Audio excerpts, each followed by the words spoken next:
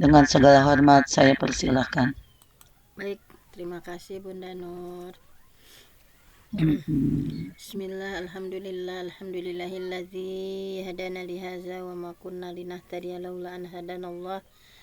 Asyhadu an la ilaha illallah wahdahu la syarikalah wa asyhadu anna Muhammadan abduhu wa rasuluh alladzi la nabiyya ba'dah.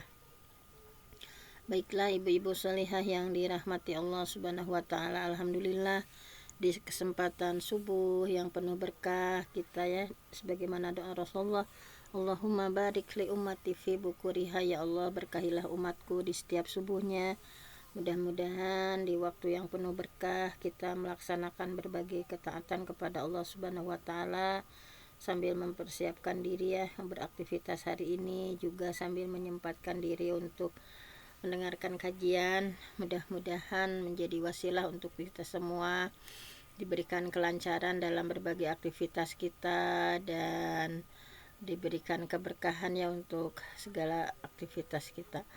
Baiklah, untuk hari ini insya Allah kita akan mengkaji ya, selalu diawali dulu dengan tafsir karena hari di minggu ini ya, kemarin terakhir kita bahasa Arab. Kemudian untuk hari ini kita awali dengan tafsir dari Ibnu Katsir dan kita baru menginjak pada ayat 2 ya di surah Al-Baqarah. Nah, kita akan sama-sama pelajari karena seutama-utamanya adalah mempelajari Al-Qur'an ya.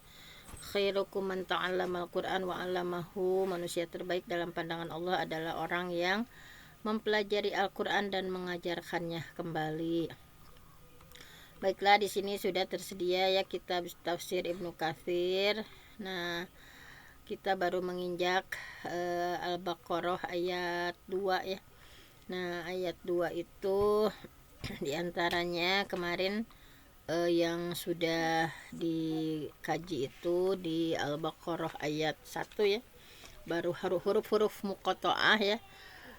Alif Lam Mim sudah kita bahas dan insya Allah hari ini kita akan melanjutkan ya di ayat kedua di surah Al-Baqarah.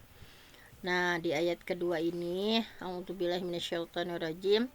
Zalikal kitabu la raiba fi hudal lil muttaqin. Zalik ya, isim isyarah itulah atau ini. Nah, di sini diartikannya ini ya. Padahal zalika itu ismul isyarah lil ba'id, tetapi ada kebiasaan orang Arab, zalika juga bisa diartikan ini. Zalika ini alkitab, yaitu kitab, yaitu Al-Quran. La raiba, tidak ada keraguan, fihi di dalamnya, hudal lil muttaqin, petunjuk bagi orang yang bertakwa. Nah, jadi di ayat kedua ini dalam Ibnu Katsir dibahas satu persatu ya. Yang pertama, maksud dari zalika. Nah, zalika itu apa maksudnya? Nah, di sini zalika itu adalah ismul isyarah ya, isim yang menunjukkan petunjuk ya, kan bisa diartikan itu biasanya ya. Nah, kalau di sini diartikannya ini. Nah, ismul isyarah di sini bahwa pendapat yang pertama ya, yang dimaksud dengan zalika adalah ismul isyarah untuk yang dekat, sehingga maknanya inilah kitab. Zalikal kitab, inilah kitab. Kadang orang-orang Arab itu terkadang saling mengganti posisi ya ismu isyarah.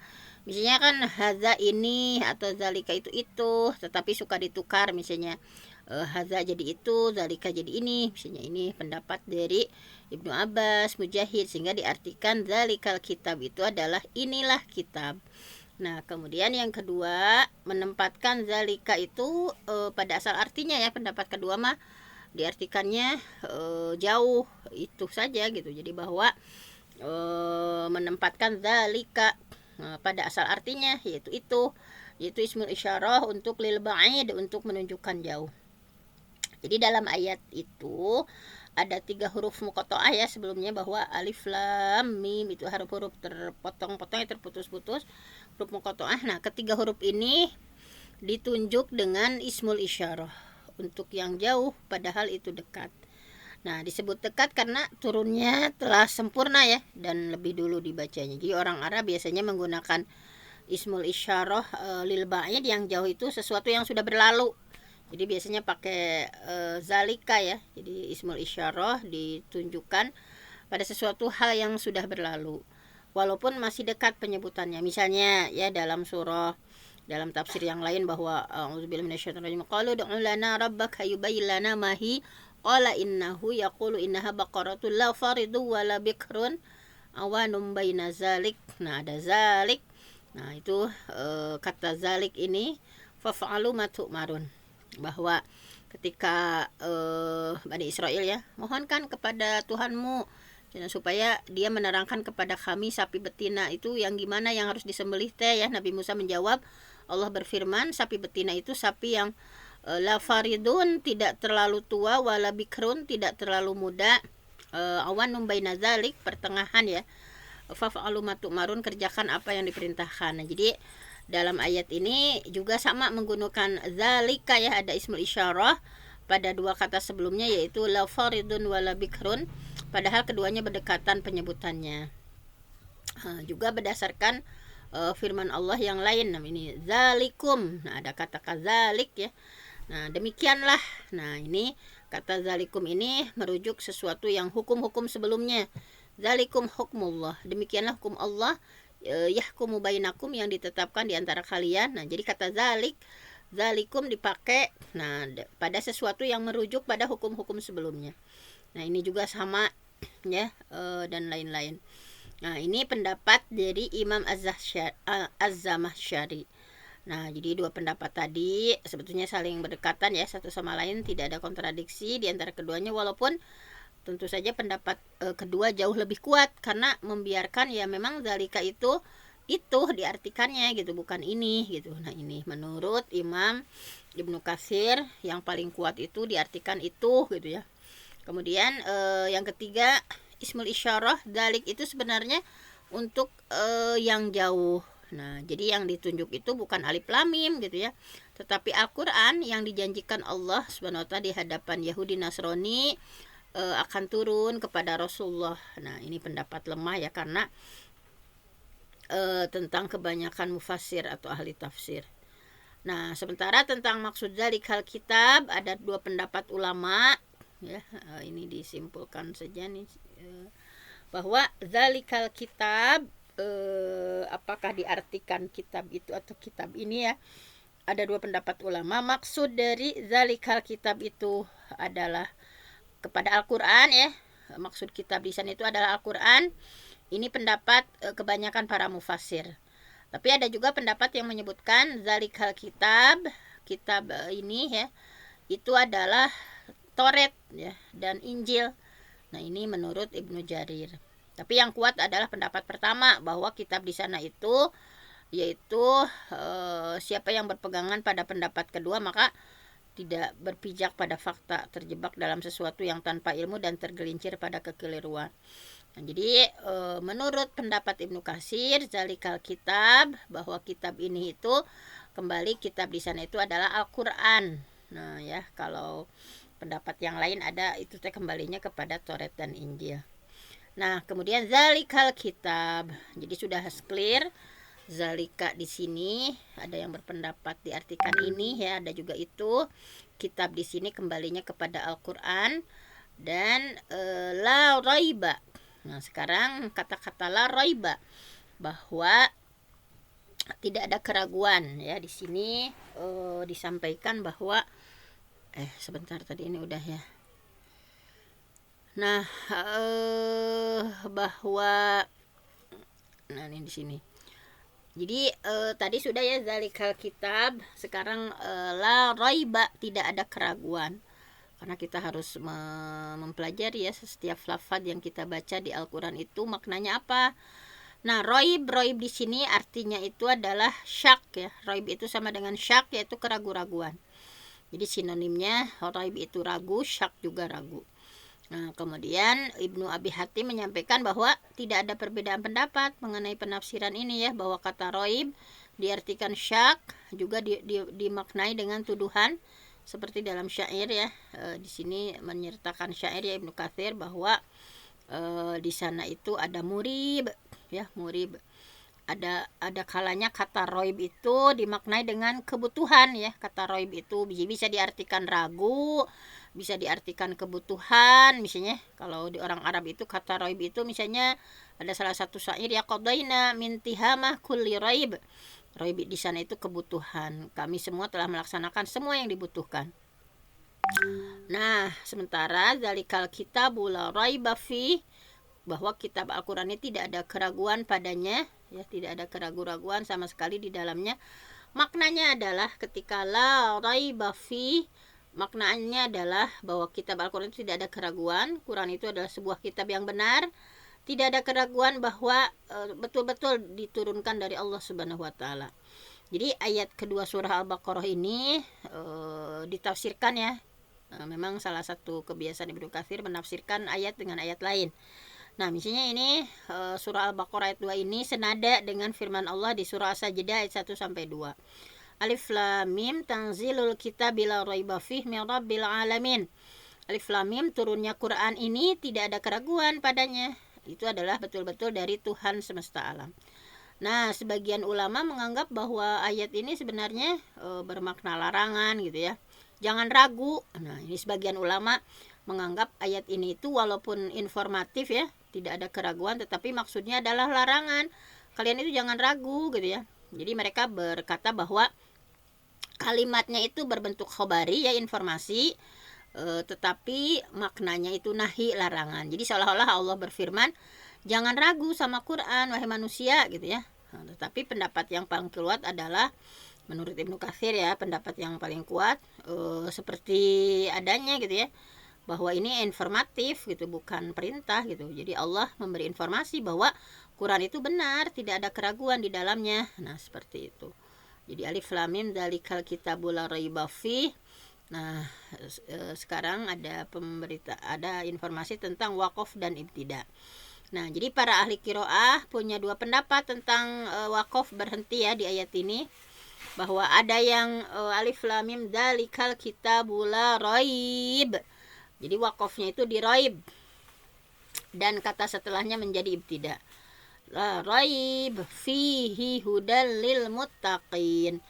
Nah, oleh karenanya frase fihi itu berkaitan dengan apa yang setelahnya. Jadi maksudnya adalah di dalam Al-Quran itu ada petunjuk. Jadi ada pendapat bahwa waqafnya itu berhentinya itu dzalikal kitabul la raib fihi hudal lil muttaqin.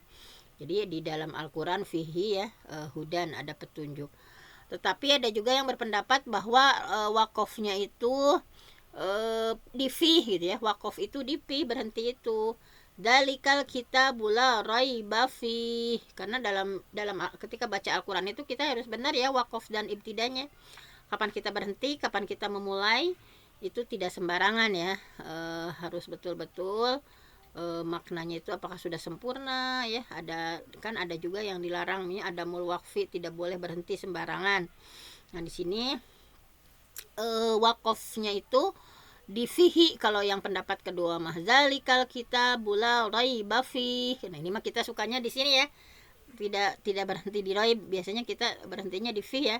Zalikal kitabul la raiba fi, dan yang setelahnya menjadi permulaan bagi kata yang setelahnya. Dengan demikian misalnya ketika baca itu waqafnya itu berhentinya itu zalikal kitabul la raiba fi hudal lil muttaqin. Nah, jadi ibtidanya itu dari hudan. Nah, jadi pendapat yang kedua yang lebih kuat. Ini juga kita ya, emang kebiasaan kita juga gini ya, zalikal kitabul la raiba fi hudal lil muttaqin. Nah, pendapat kedua ini lebih kuat menurut Ibnu Katsir ya. Lebih selaras dengan konteks ayat serta lebih banyak memuji Quran. Jadi dengan demikian ayat tersebut bisa dimaknai bahwa ini adalah Quran yang tidak ada keraguan ya. Zalikal kitab, ini adalah Quran la raiba fi, tidak ada keraguan di dalamnya, hudan, menjadi petunjuk, lil muttaqin, bagi orang-orang yang bertakwa. Nah, ini selaras dengan surah As-Sajdah ayat 1 sampai 2 bahwa tentang kedudukan kata hudan. Kata hudan itu ya petunjuk di sini menurut ahli gramatika ya, ahli bahasa, bahwa hudan itu dibaca marfu ya, hudan lil muttaqin, hudal ya, ini dibacanya marfu Dhammah muqaddarah ya, karena sebagai naat sifat dari Alkitab, bahwa kitab itu fungsinya adalah hudan, petunjuk. Kitab itu adalah petunjuk. Tapi ada juga yang berpendapat dibacanya mansub ya. Jadi fathah muqaddarah hudan di sini karena sebagai hal yaitu penjelas keadaan bahwa zalikal kitab. Jadi sahibul halnya yang dijelaskan keadaannya adalah Alkitab. Namun pendapat ini lemah. Jadi yang lebih kuat adalah pendapat pertama bahwa hudan di sini adalah marfu ya, karena sebagai sifat dari kitab. Nah, kemudian kenapa Al-Qur'an itu sebagai hudan lil muttaqin ya, kenapa gitu ya, bahwa zalikal kitabul la raiba fi hudan lil muttaqin. Kenapa Quran sebagai petunjuk itu hanya untuk orang bertakwa? Jadi kenapa Al-Quran itu hanya bisa dijadikan petunjuk bagi mereka yang benar-benar bertakwa gitu ya, bahwa Quran itu dikhususkan bagi orang yang bertakwa. Alasannya karena Quran itu pada dasarnya adalah petunjuk ya, yang tidak akan dapat diterima atau diraih kecuali orang yang benar-benar bertakwa gitu ya. Bahwa pemahaman seperti ini merujuk pada ayat yang memiliki kedekatan makna di surah Al-Baqarah ya, ayat 2 misalnya, di Fussilat ayat 44. Dan ditafsirkan di ayat lain. Kul, katakan, huwa, bahwa Quran itu lilladzina amanu. Quran itu spesial ya untuk orang yang beriman. Hudan bisa menjadi petunjuk, syifa menjadi obat ya. Jadi Quran itu spesial ya, khusus. Jadi petunjuknya itu, hudannya itu untuk orang-orang yang beriman, dan menjadi obat bukan untuk sembarang orang, tapi untuk orang beriman. Waladzina la yu'minuna, karena orang-orang yang tidak beriman, fi adzanihim, pada telinga mereka, waqrun, ada sumbatan, wa huwa alaihim ama, sedangkan mereka itu ya, jadi dalam telinga mereka itu ada sumbatan, sedangkan Al-Quran itu jadi kegelapan untuk mereka gitu, bagi orang yang tidak beriman. Ulaika yunadauna mim makanim ba'id, mereka itu seperti orang yang dipanggil dari tempat yang jauh, jadi nggak kedengeran gitu ya. Jadi memang Quran itu spesialis hudalil muttaqin, petunjuk bagi kita orang-orang yang bertakwa gitu ya. Nah di sini jadi kemudian di ayat lain, wa nunazzilu minal Qur'an ma huwa syifa wa rahmah lil mu'minin wa la yazidu zalimina illa khasara. Jadi kami turunkan Quran itu sesuatu yang menjadi syifa ya, menjadi obat. Quran itu rahmat gitu ya, lil mu'minin, spesial untuk orang yang beriman. Wa la yazidu zalimina illa khasara, dan Quran itu tidak menambah kepada orang yang zalim kecuali hanya kerugian.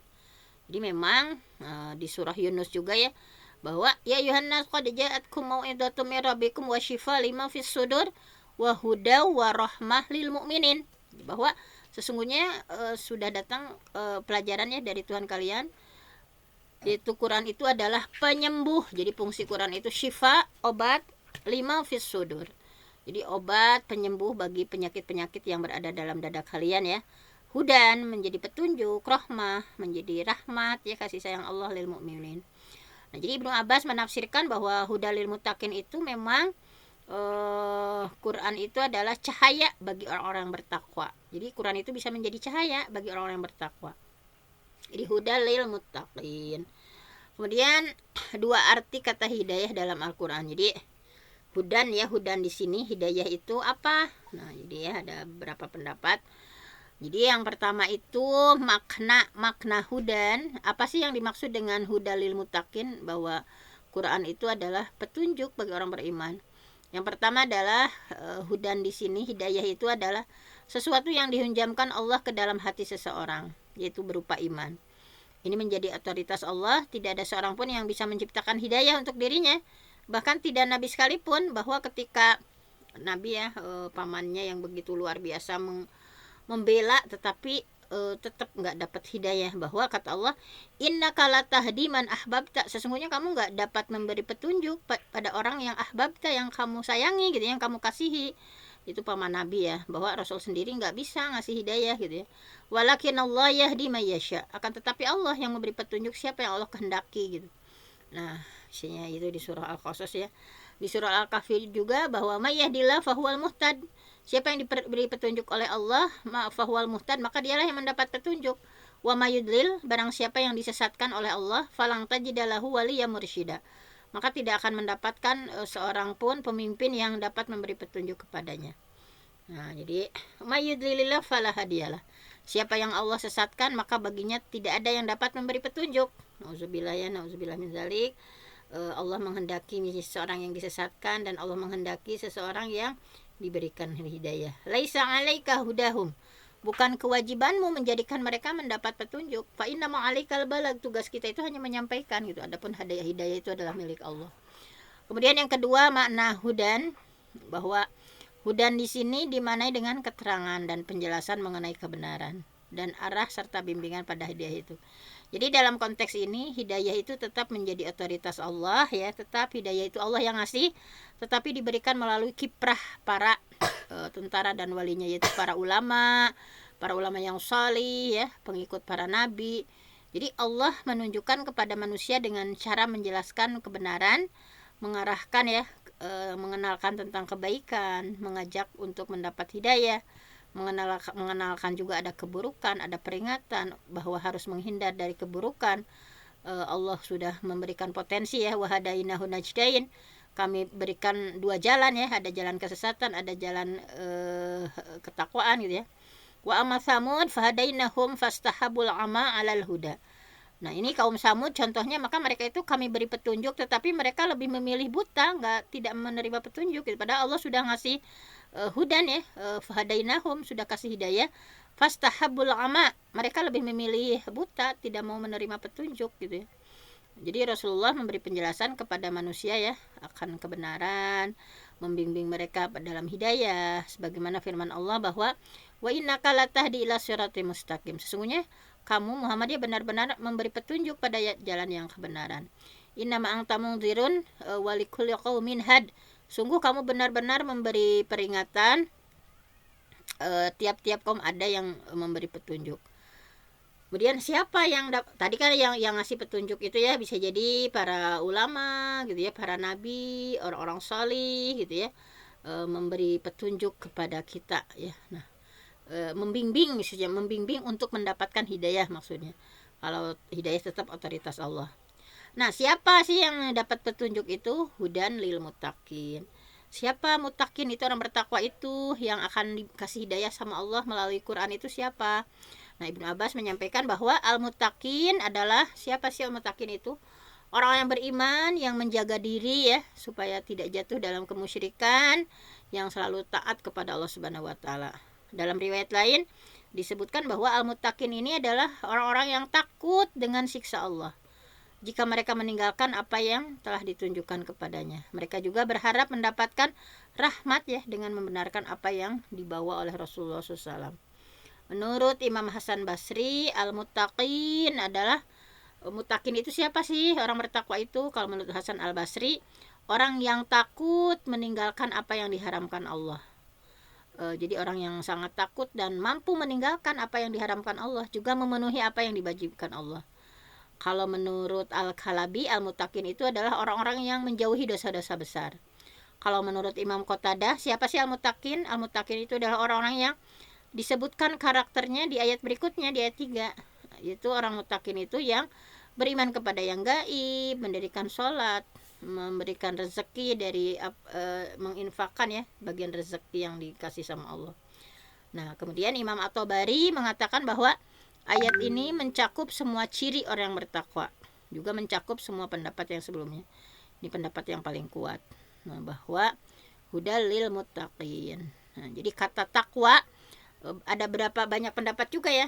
Takwa itu diambil dari kata al-wiqayah.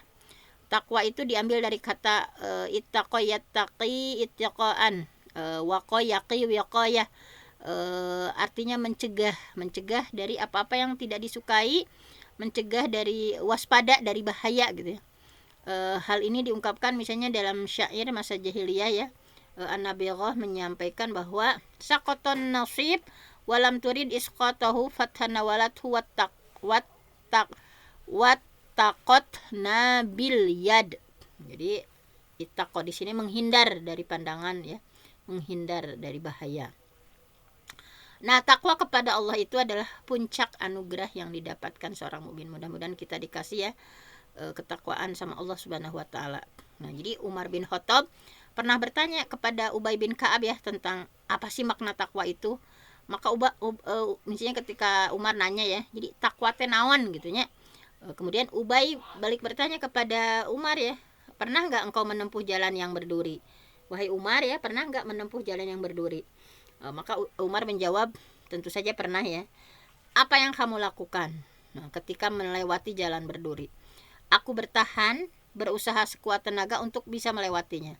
Kemudian Ubay berkata, nah seperti itulah takwa. Jadi takwa itu bertahan ya dari berbagai ya hal ya dengan sekuat tenaga untuk mampu melewati gitu ya tadi yang banyak sekali rintangan, godaan gitu ya. Nah, kemudian Abu Darda pernah melantunkan sebuah syair bahwa manusia selalu berharap supaya semua didambanya apa yang didambakannya dapat dicapai, tetapi Allah menolak kecuali apa yang Dia kehendaki. Seseorang mengatakan, keuntunganku dan hartaku, padahal takwa kepada Allah merupakan keuntungan yang paling utama. Nah, kemudian ada Abdullah bin Mu'taz juga sama ya bersyair. Nah, kemudian sudah mungkin ya untuk hari ini hanya ayat 2 saja, bahwa kita sudah memahami setiap kata, setiap huruf tadi ya. Zalika di sana ada bermakna jauh, ada juga itu atau ini ya. Tapi dalam beberapa mushaf itu diartikannya inilah kitab. Kitab di sini maksudnya adalah kepada Al-Qur'an. Inilah kitab, zalikal kitab hudan, bahwa Quran itu adalah hudan, petunjuk ya, lil muttaqin, hanya untuk orang-orang yang bertakwa. Yang bisa menjadikan Al-Quran sebagai pedoman hidup itu hanya untuk orang bertakwa. Yang bisa menjadikan Al-Quran sebagai mukjizat ya, diri kita merasa bergetar ketika dibacakan Al-Quran, diri kita merasa nyaman, tentram ya ketika bacaan Quran, khusus untuk orang yang bertakwa. Jadi bahwa zalikal kitab la raiba fih, tidak ada keraguan di dalamnya, itu benar-benar datang dari Allah. Hudal lil muttaqin, merupakan petunjuk bagi orang yang bertakwa. Mudah-mudahan Allah memberikan hidayah ya kepada kita semua dan menjadikan Al-Quran itu benar-benar petunjuk dalam kehidupan sehari-hari. Semakin hari kita semakin dekat dengan Al-Quran ya, semakin hari kita semakin memperbanyak ya, baik itu tilawahnya, tasmihnya gitu ya, dan mudah-mudahan bisa mengamalkannya dari Al-Quran yang kita pelajari. Nah, hanya itu saja untuk tadabbur kali ini, ayat 2 dari surah Al-Baqarah. Nah, insyaallah di minggu depan kita lanjutkan ya. Ciri-ciri takwa itu yaitu beriman kepada yang gaib, maksudnya apa? Mendirikan sholat, kemudian menginfakkan sebagian rezeki, di antara itu adalah ciri orang-orang yang bertakwa. Nah, mungkin hanya itu saja. Saya mohon ampun sama Allah, yang benar datangnya dari Allah, yang salah dari saya sendiri. Aku qouli hadza wa astaghfirullah li wa lakum. Assalamualaikum warahmatullahi wabarakatuh. Waalaikumsalam warahmatullahi wabarakatuh. Bunda Nur, Bunda Lia, kayaknya Bunda. Siapa yang menutupnya? Bunda Eli, silahkan. Terima kasih atas kehadiran kepada Mukarramah Bunda Dr. Fenty yang telah memberikan materinya kepada kita semua. Semoga apa yang disampaikan oleh Bu Dr. Fenty kita bisa mengamalkannya dalam kehidupan sehari-hari, bisa bersyariatnya kepada orang lain. Amin ya Allah ya Rabbal Alamin. Baiklah Bapak Ibu dan seluruh partisipan yang dirahmati Allah, alhamdulillah untuk kajian hari ini telah selesai. Marilah kita sama-sama tutup dengan membaca istighfar 3 kali, doa kafaratul majlis dan hamdalah bersama. Astagfirullahaladzim, astagfirullahaladzim, astagfirullahaladzim. Subhanakallahumma wa bihamdika asyhadu an la ilaha illa anta astaghfiruka wa atubu ilaik. Walhamdulillahirabbil alamin. Jazakumullahu khairan katsiran, barakallahu fiikum.